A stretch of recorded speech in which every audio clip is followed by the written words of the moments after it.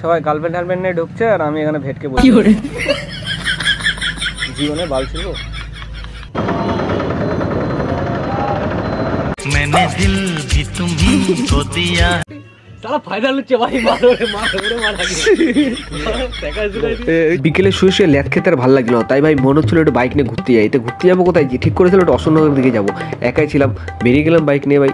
কিন্তু ভাই আমার জীবনে রেলগেটের সাথে এত ভালোবাসা রয়েছে সেটা আর বলার মতো না। ভিডিওটা দেখ ভাই, এমনি বুঝতে পারবি।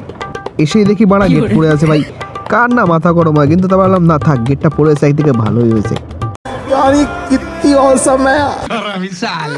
কিন্তু হ্যাঁ ভাই, আমার কাছে টাকা আর ভালো সময় দুটোই বেশিক্ষণ টেকে না, সেই চায়না প্রোডাক্টের মতন ভাই। কি বলা দাঁড়ানোর সাথে তো গেট পড়ে গেছে।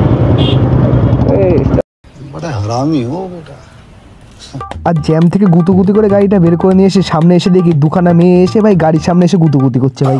আর আমার মন থেকে একটা আওয়াজই বেরোলো, আমি মানুষ। তো একটা জিনিস মানতে হবে ভাই, এদিকে কিন্তু ভয় কাকার গাড় ফেটে গেছে কিন্তু। যাই হোক, এসব আপদ বিপদ কাটিয়ে আমি আমার গন্তব্যস্থলের দিকে রওনা দিলাম। আর যেতে যেতে ভাই বাইকের গাড় ফেটে 100 টান তুলে দিয়েছি ভাই। আর কি বলবো, আর কিছুক্ষণ ধরে মানে 2-300 উঠে যেত। বাট भाई साहब कुछ ज्यादा नहीं हो गया, मतलब कुछ भी।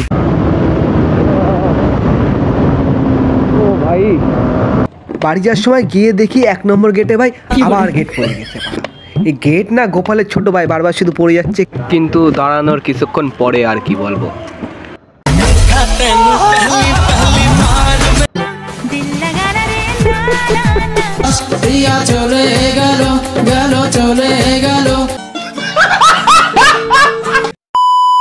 গেটের আমার মনে হচ্ছে দুই তরফ তো যুদ্ধ হচ্ছে, ওদিক থেকে পাকিস্তানি আর্মি আসে আর এদিক থেকে ইন্ডিয়ান আর্মি আছে পাকিস্তানের গান মারতে।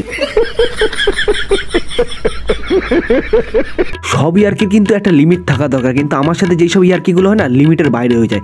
শ্রীনগর গেটে এসে দেখি ভাই আবার গেট ফেরাচ্ছে, কিন্তু আমি গেটের তলাতে ঢুকে গেছি।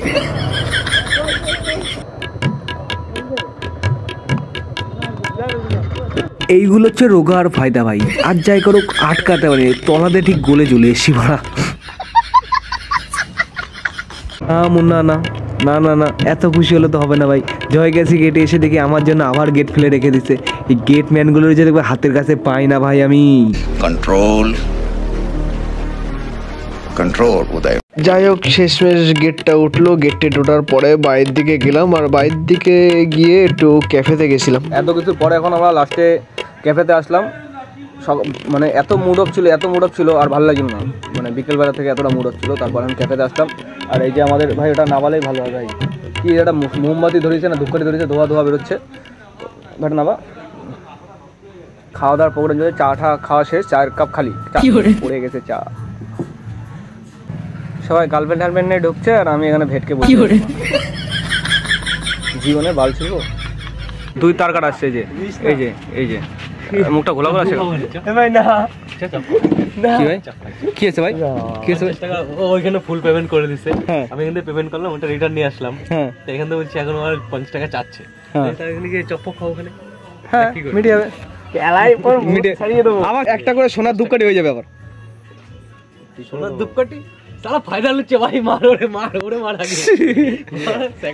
অবশেষে আমাদের চিকেন পপকর্নগুলো চলে এসছে। এদিকে আমরা ভাই লোক সব খাওয়া চালু করে দিয়েছে, আমিও খাবো। আর তোমরা যাও এখনই লাইক শেয়ার অ্যান্ড সাবস্ক্রাইবটা করে দাও। আর কমেন্ট করে বলো কার কার সাথে ভাই এরকম এই গেট পড়া সিনগুলো হয়, একটু কমেন্ট করে জানিয়ে দিও।